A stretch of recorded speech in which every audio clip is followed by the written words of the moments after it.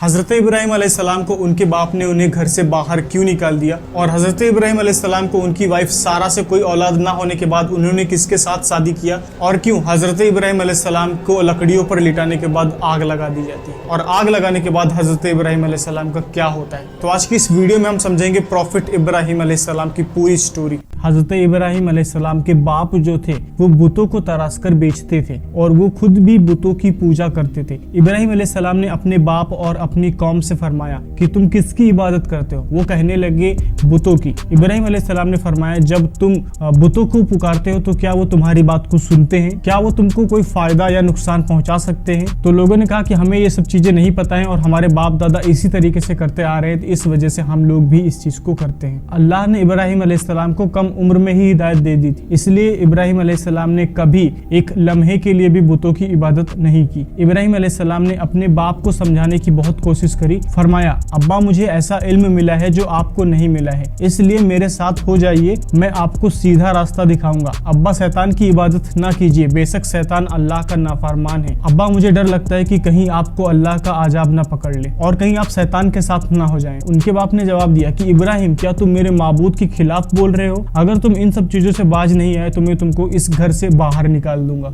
और तुम तुरंत मेरी नजरों के सामने से दूर चले जाओ और मेरी नजरों के सामने कभी दिखाई मत देना। इब्राहिम अलैहिस्सलाम ने अपने बाप से फरमाया आप पर सलामती हो, मैं अपने रब से आपके लिए बख्शिश की तलब करूंगा। वालिद के जवाब से इब्राहिम अलैहिस्सलाम बुत परस्ती से सख्त चिढ़ते थे। ईद के दिन उनकी कौम के लोग खाना पकाकर माबूद के सामने रख देते हैं, फिर शहर के बाहर जाकर एक मैदान में जमा होते हैं और जहाँ पे वो खेल कूद जो भी करना होता है, उनको जो भी एक्टिविटीज करनी होती है वो करते हैं। एक तरीके से वो वहाँ पे खुशियां मनाते हैं और शाम को घरों की तरफ आते हैं। सुबह बुतों के पास जाकर वो जो खाना रखा होता है उसको वो लोग सिरीनी समझकर उसको खाते हैं। इस दफा जब ईद का दिन आया तो सब तैयार हो गए, पर इब्राहिम अलैहिस्सलाम तैयार नहीं हुए थे और लोगों ने उनसे पूछा कि इब्राहिम क्या तुम मेरे साथ नहीं आ रहे हो? तो इब्राहिम अलैहिस्सलाम ने आसमान की तरफ निगाह की और फरमाया कि मैं बीमार हूँ। वो लोग इब्राहिम अलैहिस्सलाम को छोड़कर चले गए और इब्राहिम अलैहिस्सलाम उन बुतों के पास गए और देखा कि उनके सामने खाना पड़ा हुआ है और उन बुतों ने उस खाने को छुआ तक न था। इब्राहिम अलैहिस्सलाम ने उन्हें मुखातिब होकर कहा कि तुम्हारे सामने इतना सारा खाना पड़ा है, तुम खा क्यों नहीं रहे हो और तुमको क्या हो गया है कि तुम किसी से बात तक नहीं करते। और उसके बाद हजरत इब्राहिम अलैहिस्सलाम ने एक कुल्हाड़ी ली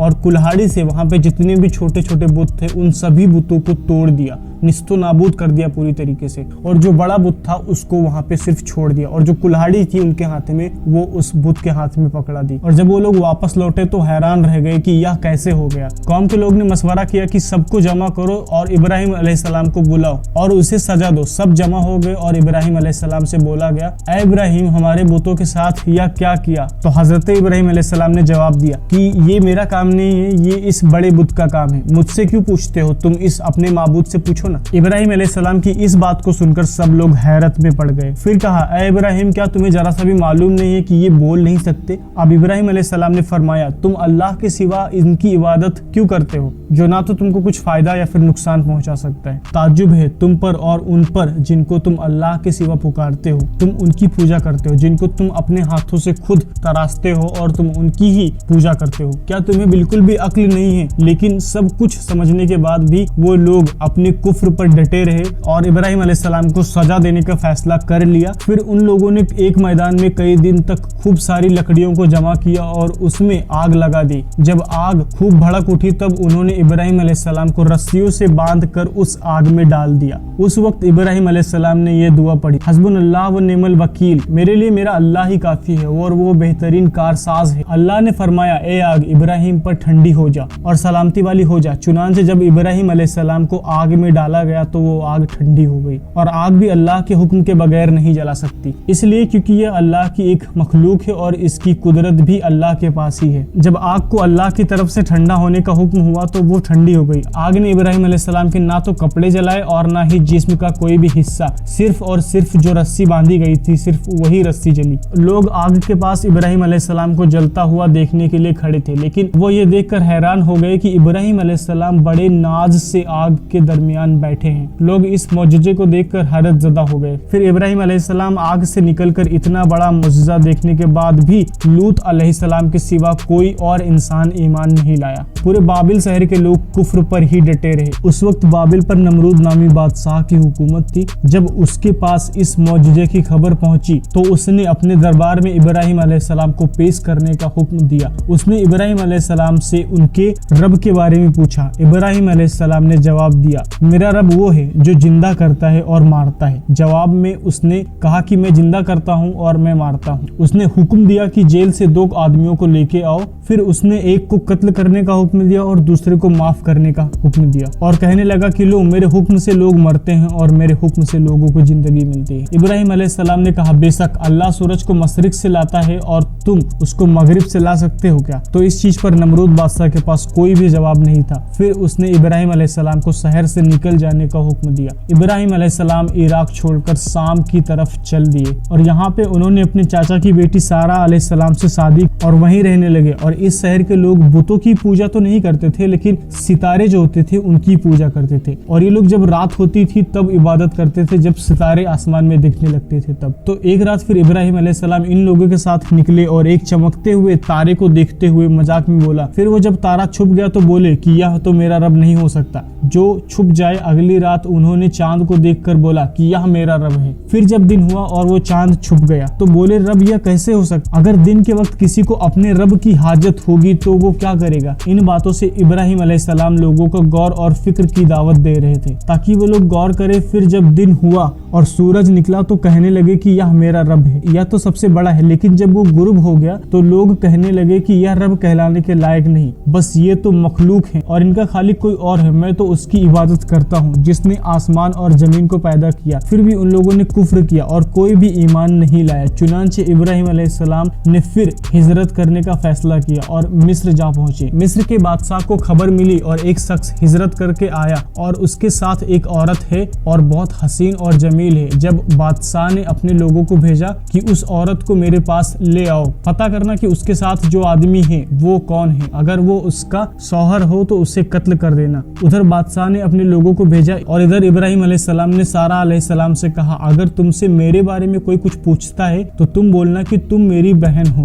और फिर उन्होंने समझाया कि इस रूहे जमीन पर मेरे और तुम्हारे सिवा कोई ईमान वाला नहीं है, इस लिहाज से तुम मेरी दीनी बहन हो। और उस जालिम बादशाह ने सारा अलैहिस्सलाम को अपने महल बुला लिया और उसने सारा अलैहिस्सलाम के साथ बदका करने के लिए अपना हाथ आगे बढ़ाया। तो सारा अलैहिस्सलाम ने दुआ की और दुआ की बरकत से बादशाह का हाथ जो था वो जम गया और वो बुरी तरीके से चीखने लगा। सोचा कि अगर यह मर गया तो लोग सोचेंगे कि मैंने इसे कत्ल कर दिया। फिर उन्होंने निजात देने के लिए अल्लाह ताला से फिर से दुआ मांगी और उस बादशाह का हाथ ठीक हो गया। फिर उसने वही हरकत की और उसका हाथ वापस जम गया। 3 मरतबा ऐसा ही हुआ और आखिरी बार सारा अलैहिस्सलाम से दावा किया कि अब की बार अगर तुम मुझे इस मुसीबत से निजात दिलाती हो तो मैं तुमको छोड़ दूंगा। और फिर सारा अलैहिस्सलाम ने अल्लाह ताला से दुआ किया और फिर उसका हाथ ठीक हो गया। फिर उसने सारा अलैहिस्सलाम को इज्जत से रिहा कर दिया। उनकी खिदमत के लिए अपनी बेटी हाजरा को उनके साथ भेज दिया। इब्राहिम अलैहिस्सलाम ने फरमाया, अब हम यहाँ नहीं रहेंगे बल्कि वापस जाएंगे। फिर वो लोग फिलिस्तीन चले गए। इब्राहिम अलैहिस्सलाम की उम्र 86 ईयर यानी कि 86 साल की हो गई। तब उनको कोई औलाद नहीं हुई। तब सारा अलैहिस्सलाम ने सोचा कि मैं बांझ हूँ और इब्राहिम अलैहिस्सलाम को औलाद की तमन्ना है, क्यों ना मैं हाजरा अलैहिस्सलाम का निकाह इब्राहिम अलैहिस्सलाम के साथ कर दूं। फिर इब्राहिम अलैहिस्सलाम ने हाजरा अलैहिस्सलाम से निकाह किया और फिर इब्राहिम अलैहिस्सलाम की औलाद की दुआ कबूल करी और बेटे इस्माइल अलैहिस्सलाम को नवाजा। फिर अल्लाह का हुक्म हुआ कि बीबी हाजरा अलैहिस्सलाम बेटे इस्माइल अलैहिस्सलाम को लेकर मक्का रवाना हो। उस वक्त मक्का बिल्कुल बंजर जगह थी जहाँ पर इब्राहिम अलैहिस्सलाम अपनी बीबी को छोड़कर जाने लगे। तो हाजरा अलैहिस्सलाम को बहुत हैरानी हुई और वो अपने शौहर से पूछने लगी, ऐ इब्राहिम, क्या तुम हमें छोड़ के जा रहे हो? यहाँ ना तो पानी है और ना खाने के लिए कोई सामान और ना ही कोई इंसान। तो इब्राहिम अलैहिस्सलाम ने कोई जवाब नहीं दिया और चलते रहे। हाजरा अलैहिस्सलाम उनके पीछे चलती रही और सवाल करती रही कि हमें किसके हवाले करके जा रहे हो तुम, और ये बिल्कुल बंजर जगह पे तुम हम लोगों को क्यों छोड़कर जा रहे हो? इब्राहिम अलैहिस्सलाम ने फिर भी कोई जवाब नहीं दिया। आखिर हाजरा अलैहिस्सलाम ने उनसे पूछा, क्या आपको अल्लाह ने इस काम का हुक्म दिया है? तो इब्राहिम अलैहिस्सलाम ने फरमाया, हाँ। तब सैयदा हाजरा मुतमईन हो गई और बोली, अगर यह बात है तो अल्लाह हमें उन्हें बिल्कुल जाया नहीं होने देगा। खुराक और पानी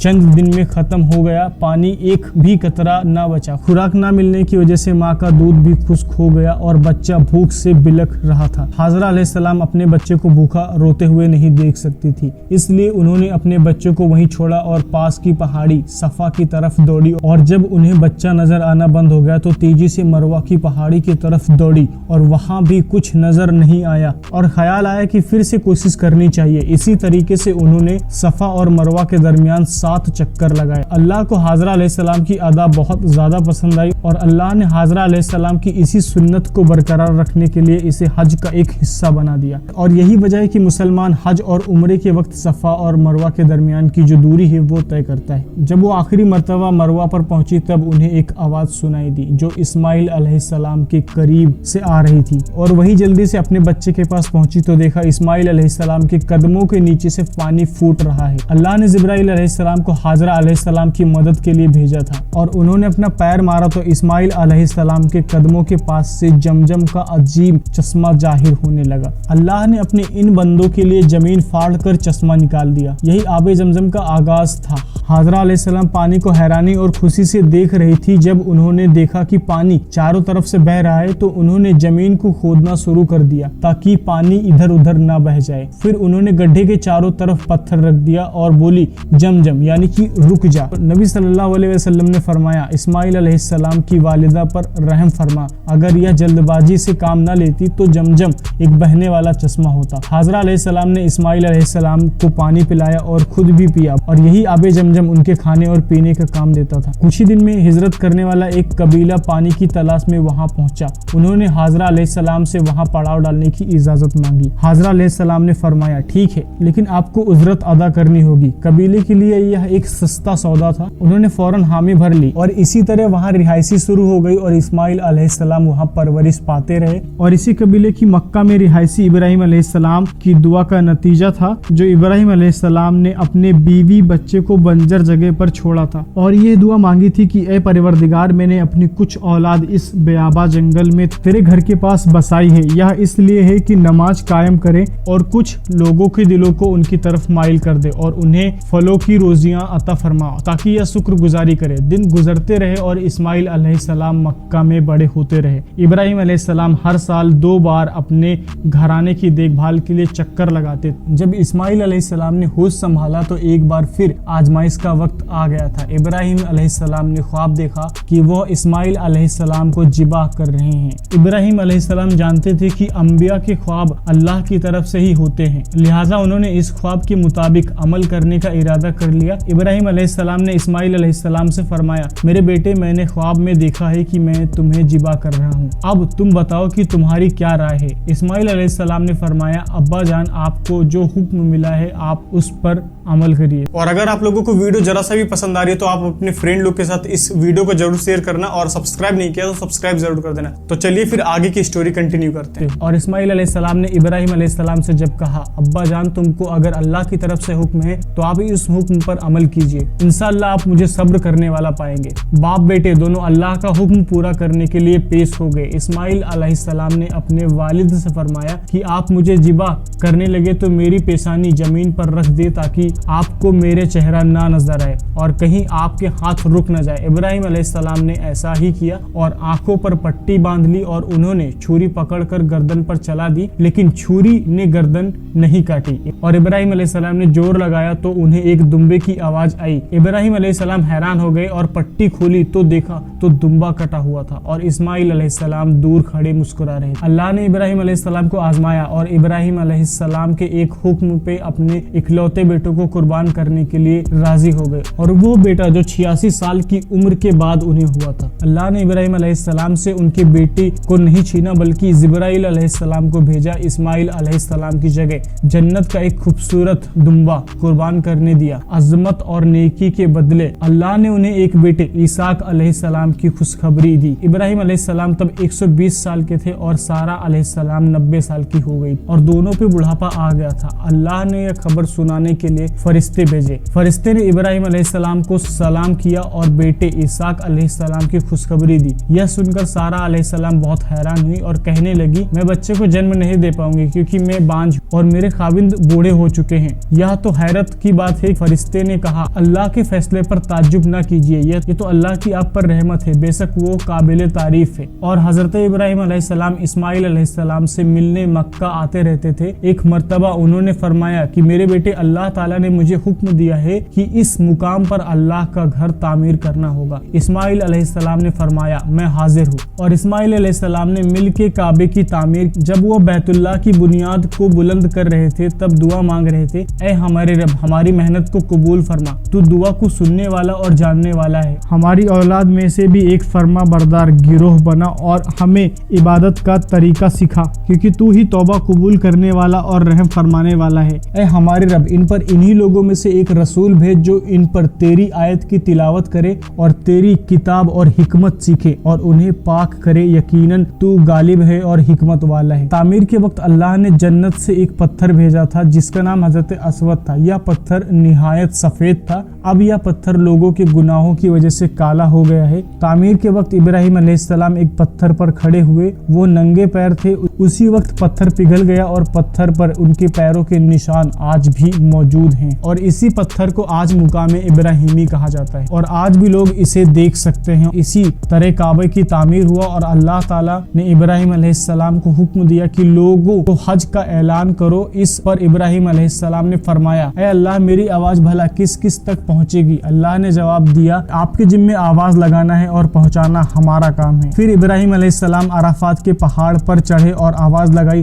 बैतुल हरम का हज करो। इसकी बरकत से अल्लाह बैतुल हरम की मोहब्बत लोगों के दिलों में डाल दी, जिसकी वजह से आज तक हर कोई हज और उम्रा का ख्वाहिश रखता है और हजारों लोग हर साल बैतुल्लाह का हज करने के लिए आते हैं। इब्राहिम अलैहिस्सलाम ने 175 साल की उम्र में वफात पाई। इब्राहिम अलैहिस्सलाम पर बहुत आजमाइश आई और हर मामले में इब्राहिम अलैहिस्सलाम अल्लाह के वफादार रहे। तो आज की इस वीडियो में आपने हजरत इब्राहिम अलैहिस्सलाम की लाइफ को जाना कि उनकी लाइफ किस तरीके से थी। और अभी तक आप लोगों ने इस वीडियो को शेयर नहीं किया अपने दोस्तों के साथ तो जरूर से शेयर करें। और अगर बकरा ईद की वीडियो आपने नहीं देखी कि कुर्बानी क्यों की जाती है, फुल डिटेल्स में जानना है तो आप मेरी इस वीडियो को देख सकते हो।